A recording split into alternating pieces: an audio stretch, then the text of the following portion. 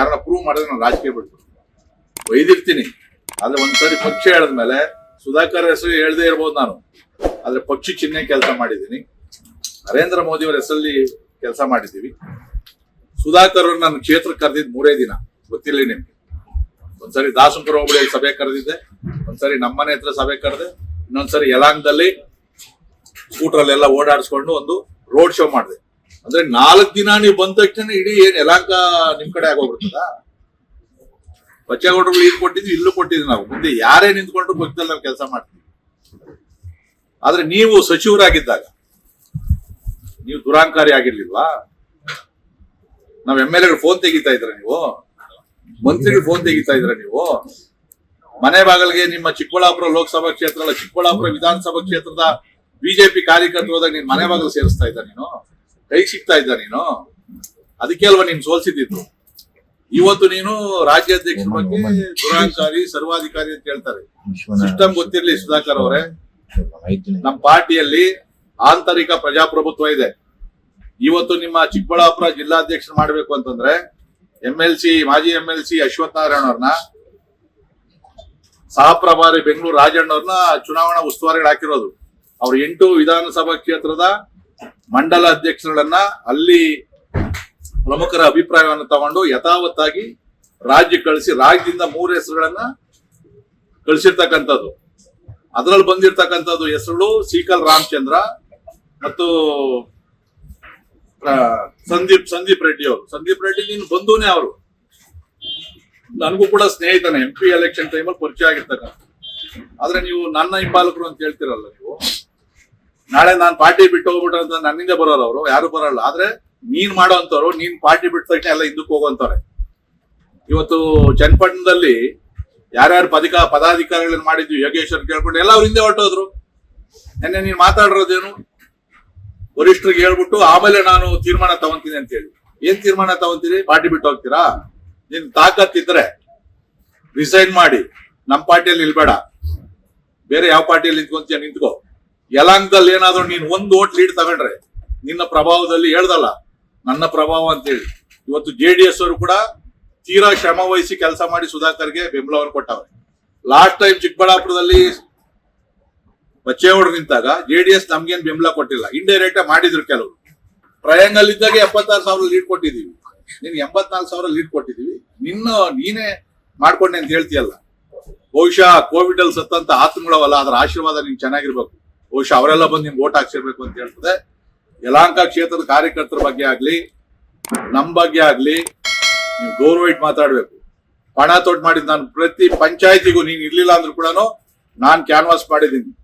ಎಲ್ಲನ ಒಬ್ರು MLA ಅವರು ವಿಶ್ವನಾಥ್ ಅವರು ವಿರುದ್ಧ ಮಾಡು ಅಂತ ಹೇಳೋರು ಅಂತ ಯಾರ ಕೈಲ ಹೇಳ್ಸು. ಅದ್ರ ಮಧ್ಯದಲ್ಲಿ ಬಂದು ನನ್ನ ಕ್ಷೇತ್ರದಲ್ಲಿ ಕೆಲವು ಮುಖಂಡರಲ್ಲಿ ಎತ್ಕಟ್ಟುವಂತ ಕೆಲಸ ಮಾಡಿದೆ. ನಮ್ಮಲ್ಲ ಅವೆಲ್ಲ ನಡೆಯೋದೇ ಇಲ್ಲ. ಇಡೀ ಯಲಹಂಕ ಕ್ಷೇತ್ರದ ಕಾರ್ಯಕರ್ತರು ಒಗ್ಗಟ್ಟಾಗಿದ್ದೀವಿ. ಹುಡುಗಾಟ ಅನ್ಕೊಂಡ್ರೆ 2,26,000 ಮೆಂಬರ್ಶಿಪ್ ಮಾಡೋದು, ಅದು ಏನು ಖರ್ಚಿಲ್ಲದೆ ಪ್ರತಿಯೊಬ್ಬ ಕಾರ್ಯಕರ್ತರು 1.5 ತಿಂಗಳು ಕೆಲಸ ಮಾಡೋದು. ಹೈಯೆಸ್ಟ್ ಸಕ್ರಿಯ ಕಾರ್ಯಕರ್ತರು ಇವತ್ತು ರಾಜ್ಯದಲ್ಲಿ ಏನಾಯ್ತು ಅಂದ್ರೆ ಯಲಹಂಕ ಕ್ಷೇತ್ರ. ನಮ್ಮಲ್ಲಿ ಸಂಘಟನೆ ಬಲವಾಗಿದೆ, ಪಕ್ಷಕ್ಕೆ ಬೈಂಡ್ ಆಗಿರ್ತಾರೆ. ನಾಳೆ ನಾನು ತಟಸ್ಥ ಇದ್ರು ಇಂಥವ್ರು ಕೆಲಸ ಮಾಡ್ಬೇಡ ಅಂದ್ರು ನಮ್ ಜನ ಕೇಳಲ್ಲ. ಬಿಜೆಪಿಗೆ ಓಟ್ ಹಾಕುವಂತ ಕಾರ್ಯಕರ್ತನ ಅಲ್ಲಿ ಇರ್ತಕ್ಕಂಥದ್ದು. ಸೊ ಅದಕ್ಕೋಸ್ಕರ ನಿನ್ನೆ ಯಾವ್ದೋ ಒಂದು ಕೇವಲ ಒಂದು ಜಿಲ್ಲಾ ಅಧ್ಯಕ್ಷರ ಬಗ್ಗೆ ನೀವು ಇಷ್ಟೊಂದು ಹತಾಶರಾಗಿ ನೀವು ಚರ್ಚೆ ಮಾಡ್ತಾ ಇದ್ರಲ್ಲ, ಬಹಿರಂಗವಾಗಿ ನೀವು ಹೇಳಿಕೆಯನ್ನು ಕೊಡ್ತಾ ಇದ್ರಲ್ಲ, ತಪ್ಪಲ್ವಾ?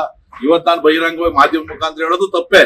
ಯಾಕಂದ್ರೆ ಈಗ ಆಗ್ತಾ ಇರ್ತಕ್ಕಂಥ ಗೊಂದಲ ಏನಿದೆ ಅದ್ರಲ್ಲಿ ನಮ್ದೆಲ್ಲ ಒಂದ್ ಕಡೆ ಸೇರ್ಕೊಂತದೆ ಅಂತ ಹೇಳಿ ನನಗೆ ಇದ್ರು ಕೂಡ. ಆದ್ರೆ ನಿನ್ನೆ ನೀವು ಮಾತಾಡಿರೋದು ರಾಜ್ಯಾಧ್ಯಕ್ಷರ ಬಗ್ಗೆ, ಸಂಘಟನೆ ಬಗ್ಗೆ, ವ್ಯವಸ್ಥೆ ಬಗ್ಗೆ ಏಕಪಕ್ಷೀಯವಾಗಿ ಎಲ್ರು ತಗೊಂತಾರೆ. ರಾಷ್ಟ್ರೀಯ ನಾಯಕರು ಇಲ್ವಾ ಅಲ್ಲಿ? ರಾಷ್ಟ್ರೀಯ ನಾಯಕರ ಹತ್ರ ಈಗ ಹೋಗಿ ನಡ್ಡವ್ರ ಹತ್ರ ಮಾತಾಡ್ರಿ, ಅಮಿತ್ ಶಾ ಹತ್ರ ಮಾತಾಡ್ರಿ, ಮುಂದಿನ ಅಧ್ಯಕ್ಷರು ಬೇಡ ನಾನೇ ಆಯ್ತೀನಿ ಅಂತ ಹೇಳ್ರಿ. ಬೇಡ ಅಂದವ್ರು ಯಾರು? ಪಕ್ಷ ಯಾರನ್ನ ಅಧ್ಯಕ್ಷರು ಮಾಡ್ತಾರೋ ಅವ್ರು ಏನ್ ಹೇಳ್ತಾರೋ ಕೆಲಸನ ಮಾಡ್ತೀವಿ. ಏನೇ ಅಸಮಾಧಾನ ಇರ್ಬೋದು, ಏನೇ ಇರ್ಬೋದು. ಅದ್ರಲ್ಲಿ ನಾವು 46 ವರ್ಷ ಕಾರ್ಯಕರ್ತರು ಬಾಯಿ ಮುಚ್ಕೊಂಡಿದೀವಿ. ಇವತ್ತು ನೀವು MP ಮಾಡ್ಬೇಕು ಅಂತಂದ್ರೆ ಸುಮ್ನೆ ಅಲ್ಲ, ನಿನ್ ದುಡ್ಡು ಪ್ರಭಾವ ಎಲ್ಲ ನಡೆಯಲ್ಲ. ನಾನು ಹೇಳ್ದಲ್ಲ, ನಿನ್ ಕ್ಷೇತ್ರದಲ್ಲೇ ನೀನ್ 22,000 ಓಟ್ ತಗೊಂಡಿರೋದು. ನೀವು ಕಳಸರಿ ಚುನಾವಣೆ ಸಂದರ್ಭದಲ್ಲಿ ಗೋರಿಬಿದ್ನವರಲ್ಲಿ ಯಾರು ಸಪೋರ್ಟ್ ಮಾಡಿದ್ರಿ? ಕೆಲವ್ರಿಗೆ ಅಸಮಾಧಾನ ಇರಬಹುದು, ನಮ್ದಂತೂ ಎಲ್ಲೂ ಅಸಮಾಧಾನ ಇಲ್ಲ.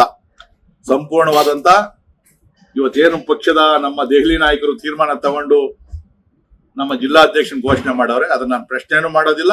ಪಕ್ಷ ಏನ್ ತೀರ್ಮಾನ ತಗೊಂತದೋ ಅದಕ್ಕೆ ನಾವು ಬದ್ಧವಾಗಿದ್ದೀವಿ. ಆದ್ರೆ ಅನಾವಶ್ಯವಾಗಿ ನನ್ನ ಬಗ್ಗೆ ಆಗ್ಲಿ ನನ್ನ ಕ್ಷೇತ್ರದ ಬಗ್ಗೆ ಆಗ್ಲಿ ಆಯ್ತಂದ್ರೆ ನಾನು ಬೇರೆ ರೀತಿಯಲ್ಲಿ ಪ್ರತಿಕ್ರಿಯೆಯನ್ನು ಕೊಡಬೇಕಾಗ್ತದೆ. ಈ ಎಚ್ಚರಿಕೆಯನ್ನ ಸುಧಾಕರ್ ಕೊಡ್ತೀನಿ. ನೀವು ಇನ್ನೇನಾದ್ರೂ ಮತ್ತೆ ಪಕ್ಷದ ಬಗ್ಗೆ ಏನಾದ್ರೂ ಮಾತಾಡೋದು, ಕ್ಷೇತ್ರದ ಬಗ್ಗೆ ಮಾತಾಡೋದು ಏನಾರ ಮಾಡ್ತು ಅಂತಂದ್ರೆ ನಾನಂತೂ ಸುಮ್ಮನೆ ಇರೋದಿಲ್ಲ.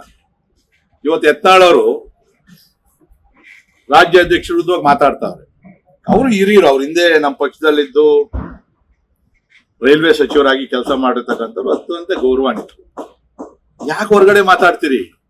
ಕಾರ್ಯಕರ್ತರು ಉಗಿತಾವ್ರೆ, ನಮ್ಗೆ ಶೀಮಾರಿ ಆಗ್ತಾವ್ರೆ ಅದ್ಲ ಕಡೆಗೆ. ಏನ್ ಪಾರ್ಟಿರಿ ನೀವು ಅಂತೇಳಿ ಕೆಲಸ ಮಾಡದಂತ ಕಾರ್ಯಕರ್ತರು ಯಾರು ಇದಕ್ಕೆ ಹಿಂದ್ಗಡೆ ಯಾರು ನಿಮ್ಗೆ ಇದು ಮಾಡ್ತಾ ಇರ್ತಕ್ಕಂಥದ್ದು ಇದ್ರೆ ಇಲ್ಲಿ ಇರ್ರಿ, ಇಲ್ಲಾಂದ್ರೆ ಬನ್ರಿ, ನಾನು ಬರ್ತೀನಿ. ರಾಜ್ಯಾಧ್ಯಕ್ಷರು ಯಡಿಯೂರಪ್ಪ ಅವ್ರ ಹತ್ರ, ರಾಷ್ಟ್ರ ನಾಯಕರ ಹತ್ರ ನಾವೇ ಮಾತಾಡ್ತೀವಿ ಏನ್ ಸಮಸ್ಯೆ ಅಂತೇಳಿ. ಇಲ್ಲಿ ಬಹುತೇಕ ಎಲ್ಲರದು ವೈಯಕ್ತಿಕ. ನನ್ನ ಟೈಮಲ್ಲಿ ನಾನು ಗ್ರಾಂಟ್ ಕೊಟ್ಟಿಲ್ಲ, ನನ್ನ ಟೈಮಲ್ಲಿ ನಾನು ಮಂತ್ರಿ ಮಾಡ್ಲಿಲ್ಲ, ನಾನು ಹೇಳ್ದವ್ರನ್ನ ಅಧ್ಯಕ್ಷನ್ ಮಾಡಿಲ್ಲ, ನೀವ್ ಹೇಳ್ದಂಗೆ ಮಾಡಿದ್ರೆ ಇನ್ನೊಂದು ಗುಂಪು ಇರ್ತದಲ್ಲ ಅಲ್ಲಿ. ಸೊ ಅದಕ್ಕೆ ಯತ್ನಾಳರಲ್ಲೂ ನಾನು ಮನವಿ ಮಾಡ್ತಕ್ಕಂಥದ್ದು, ದಯವಿಟ್ಟು ನೀವು ರಾಜ್ಯಾಧ್ಯಕ್ಷ ಬದಲಾವಣೆ ಮಾಡ್ಬಿಡ್ತೀನಿ, ಮಾಡ್ಕೊಂಬರ್ರಿ, ಬೇಡ ಅಂತ ಹೇಳಿದ್ರೆ ಯಾರು ಮಾಧ್ಯಮದಲ್ಲಿ ಯಾಕೆ ಹೋಗ್ತೀರಿ?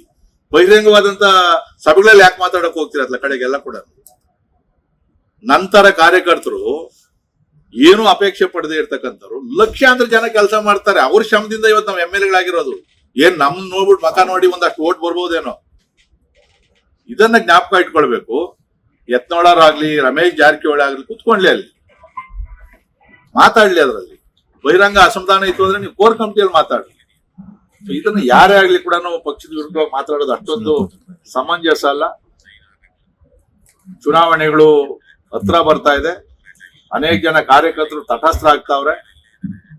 ಇದಾಗಿಲ್ಲ ಅಂದ್ರೆ ನಾವು ಇನ್ನು 2.5 ಲಕ್ಷ ಮೆಂಬರ್ಶಿಪ್ ಮಾಡ್ತಾ ಇದ್ವಿ. ನಾವು ಕಾರ್ಯಕರ್ತರು ಹೇಳ್ತಾರೆ ಏನ್ ಕಡೆ ಮೆಂಬರ್ಶಿಪ್ ಮಾಡ್ಬೇಕು ಅಂತೇಳಿ. ಅವ್ರ ತ್ಯಾಗದಿಂದ ನಾವು ಆಗಿರ್ತಕ್ಕಂಥದ್ದು. ನೀವು ಇಂಡಿಪೆಂಡೆಂಟ್ ನಿಂತ್ಕೊಂಡು ಗೆದ್ಕೊಂಡ್ ಬರ್ರಪ್ಪ, ಯಾವ್ದು ಪಕ್ಷದಲ್ಲಿ ನಿಂತ್ಕೊಂಡ್ ಮಾಡ್ರಿ, ಆವಾಗ ನಿಮ್ ತಾಕತ್ ನೋಡ್ತೀವಿ, ನಿಮ್ ಜನಪ್ರಿಯತೆ ನೋಡ್ತೀವಿ. ಕೆಲವರು ಇಂಡಿಪೆಂಡೆಂಟ್ ಗೆದ್ದವ್ರೆ, ಅದು ಅವ್ರ ಕೆಪಾಸಿಟಿ ಅವ್ರದ್ದು. ಆ ಜನ ಹೆಂಗಿಟ್ಕೊಂಡವ್ರೆ ಅನ್ನೋದ್ರ ಮೇಲೆ ಆಗ್ತದೆ. ನೀವೇನು ಇಲ್ದ ಪಕ್ಷದ ಮೇಲೆ ನಿಂತ್ಕೊಂಡ್ಬಿಟ್ಟು ಇವತ್ತು ಪಕ್ಷನೇ ಬೈಕೊಂಡಿತ್ತು ಅಂತಂದ್ರೆ, ಇವತ್ತು ನಾನು ಸುಧಾಕರ್ ಅವ್ರಿಗೆ ಅದೇ ಹೇಳ್ತೀನಿ, ನಾನು ಯತ್ನಾಳ್ ಸಾಹೇಬ್ರಿಗೂ ಅದೇ ಹೇಳ್ತೀನಿ, ಓರಿ ಇಂಡಿಪೆಂಡೆಂಟ್ ಹೋಗ್ರಿ, ಒಂದ್ಸರಿ ಗೆಲ್ರಿ, ನೀವೇ ರಾಜ್ಯಾಧ್ಯಕ್ಷರು, ಮಂತ್ರಿ ಆಕಾಂಕ್ಷಿಗಳು, ಮುಖ್ಯಮಂತ್ರಿ ಆಗೋಗ್ಬಿಡ್ಲಿ, ನಮ್ದೇನು ಅಭ್ಯಂತರ ಇಲ್ಲ. ಅದ್ರಲ್ಲಿ ಬಿಜೆಪಿಯಲ್ಲಿ ಒಂದು ಶಾಪ ಐತೆ. ಬಿಜೆಪಿ ಬರ್ಬೇಕಾದ್ರೆ ಸ್ವಲ್ಪ ಯೋಚನೆ ಮಾಡಿ ಸೇರ್ಪಡೆ ಆಗೋದು. ಒಂದ್ಸರಿ ಬಂದಿಲ್ ಬಿಟ್ಟೋದ್ರಿ ಅಂದ್ರೆ ಗೆಟಾನ್ ಆಗಿರೋರು ಬಹಳ ಕಡಿಮೆನೆ, ನಾಟ್ ಇವನ್ 1%. AK ಸುಬ್ಬಯ್ಯ ಅಂತವ್ರು, ಕಲ್ಯಾಣ್ ಸಿಂಗ್ ಅಂತವ್ರು, ಜೀವರಾಜ್ ಆಳು ಅಂತವ್ರು, ಎಂತೆಂತವ್ರ ಕೈಯಲ್ಲೇ ಪಕ್ಷ ಬಿಟ್ಟು ಆಗ್ಲೇ ಇಲ್ಲ, ಸಂಘಟನೆ ಮಾಡಕ್ ಆಗ್ಲೇ ಇಲ್ಲ. ಇಲ್ಲಿ ಕರ್ನಾಟಕದಲ್ಲಿ ಪಾರ್ಟಿ ಕಡ್ದಂತ ಯಡಿಯೂರಪ್ಪ ಅಂತವ್ರ ಕೈಯಲ್ಲಿ ಕೂಡ ಹೋದ್ಮೇಲೆ ಅವ್ರಿಗೆ ಅನಿಸ್ತು, ಇಲ್ಲ ಪಾರ್ಟಿ ಬಿಟ್ಟ ನನ್ನ ಕೈಯಲ್ಲಿ ಆಗೋದಿಲ್ಲ, ಸಂಘಟನೆಯಲ್ಲೇ ಇರತಕ್ಕಂಥದ್ದು ಅಂತ ಹೇಳಿ ಅವರು ಕೂಡ ಮತ್ತೆ ನಮ್ಮ ಪಾರ್ಟಿಯಲ್ಲಿ ಬಂದೇ ಮುಖ್ಯಮಂತ್ರಿ ಆಗಿರ್ತಕ್ಕಂಥದ್ದು. ಸೊ ಅದಕ್ಕೆ ಬಿಜೆಪಿದು ಒಂದು ಶಾಪ ಐತೆ, ಬರೋದ್ ಬಂದ್ಬಿಟ್ಟಿದ್ದೀರಿ, ಹೋಗುವಂತ ಪ್ರಶ್ನೆ ಮಾಡಕ್ ಹೋಗ್ಬೇಡ್ರಿ. ಹೋದ್ರಿ ಬಹಳ ಹೇಳ್ದಲ್ಲ, ನಾಟ್ ಇವನ್ 1-2% ಏನಾದ್ರು ಗೆಟಾನ್ ಆಗ್ತೀರಿ. ಇಲ್ಲ ಅಂತಂದ್ರೆ ಯಾರಿಗೂ ಕೂಡ ಈ ಪಕ್ಷ ಬಿಟ್ರೆ ಉದ್ಧಾರ ಆಗಿದ್ ಬಹಳ ಕಡಿಮೆ. ಸೊ ಈ ಒಂದು ಮನವಿ ಮಾಡಿದ್ದೀನಿ. ಸುಧಾಕರ್ ಅವರೇ, ಅಕಸ್ಮಾತ್ ನಾನು ಏನಾದ್ರು ಹೊಂದಿದ್ರೆ ಬೇಜಾರ್ ಮಾಡ್ಕೊಂಬೇಡ್ರಿ. ನಿಮ್ಮ ಒಳ್ಳೆ ದೃಷ್ಟಿಯಿಂದ ಹೇಳ್ತಾ ಇರ್ತಕ್ಕಂಥದ್ದು. ನಾಳೆ ನೀವು ರಾಜ್ಯದ ಮುಖ್ಯಮಂತ್ರಿ ಆಗ್ಬೋದೇನೋ ಗೊತ್ತಿಲ್ಲ, ಹೇಳೋರಿ ಕೆಲವು ಕಡೆ ಮುಖ್ಯಮಂತ್ರಿ ಆಯ್ತಿರಲ್ರಿ. ಪಕ್ಷದಲ್ಲಿ ವರಿಷ್ಠರು ಮುಖ್ಯಮಂತ್ರಿ ಮಾಡಿದ್ರೆ ನಾವೇ ನಿಮ್ಗೆ ವಿರೋಧ ಮಾಡಲ್ಲ, ನೀವ್ ಹೇಳ್ದಂಗೆ ನಾವು ಕೆಲಸ ಮಾಡ್ಕೊಂಡು ಹೋಗ್ತೀವಿ. ಇಲ್ವಾ ಮಾತಾಡೋದು ನಿಲ್ಸ್ರಿ. ನೀವೇನೋ ಡೆಲ್ಲಿ ನಾಯಕರ ಹತ್ರ ಹೋಗಿ ಮಾತಾಡ್ಕೊಂಡ್ಬಂದು ಕಾರ್ಯಕರ್ತನ ತೀರ್ಮಾನ ತಗೊಂತೀವಿ ಅಂತ ಹೇಳ್ತಾರೆ. ನಿಮ್ಮನ್ನ ಯಾರು ಪಾರ್ಟಿಯಲ್ಲಿ ಇರೋ ನಾವಂತೂ ಹೇಳಲ್ಲ. ನಿಮ್ಮಂತವ್ರು ಇರೋ ಬದಲು ಹೋಗ್ಬಿಟ್ರೆ ನಿಮ್ಗೆ ದೊಡ್ಡದು ಒಂದು ಸನ್ಮಾನ ಮಾಡಿ ಕಳಿಸ್ಬಿಟ್ಟು ನಾವು ಸಂಘಟನೆ ಮಾಡ್ತೀನಿ. ಮುಂದಿನ ಚುನಾವಣೆ ಒಳಗಡೆಗೆ ನಾನೇ ಚಿಕ್ಕಬಳ್ಳಾಪುರ, ಬೆಂಗಳೂರು ಗ್ರಾಮಾಂತರ ನಾನೇ ಪ್ರವಾಸ ಮಾಡ್ತೀನಿ. ನನಗೂ ಅನೇಕ ಕಾರ್ಯಕರ್ತರವರೇ. ಪಕ್ಷದಲ್ಲಿ ಕನಿಷ್ಠ ಒಂದು 4-5 ಸೀಟ್ ಆದ್ರೂ ಅಲ್ಲಿ ಗೆಲ್ಸ್ಕೊಂಬರೋ ಅಂತ ಕೆಲಸ ಮಾಡ್ತೀವಿ. ಚಿಕ್ಕಬಳ್ಳಾಪುರ ಕ್ಷೇತ್ರನೂ ಕೂಡ ಬಿಜೆಪಿ ಗೆಲ್ಸ್ಕೊಂಡ್ಬರ್ತೀವಿ. ಲೇಟೆಸ್ಟ್ ಹಾಗೂ ಇಂಟ್ರೆಸ್ಟಿಂಗ್ ಸುದ್ದಿಗಳಿಗಾಗಿ ಬಾಸ್ ಟಿವಿ ಕನ್ನಡ ಚಾನೆಲ್ನ ಸಬ್ಸ್ಕ್ರೈಬ್ ಮಾಡಿ, ಹಾಗೆಯೇ ಬೆಲ್ ಐಕಾನ್ ಪ್ರೆಸ್ ಮಾಡಿ.